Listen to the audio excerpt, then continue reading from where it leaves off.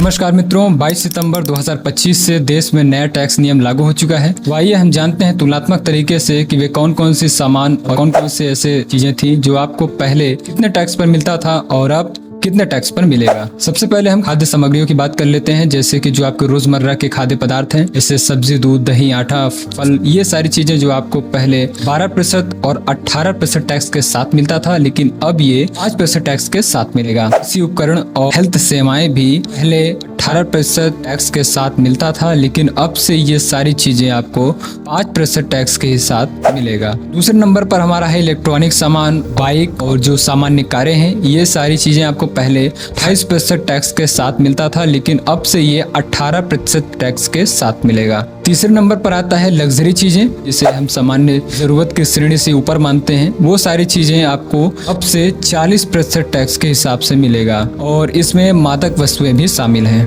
अगर आपका जीएसटी से जुड़ा कोई भी सवाल है तो आप कमेंट करके पूछ सकते हैं, उसका उत्तर जल्द में देने की कोशिश करूंगा। नमस्कार।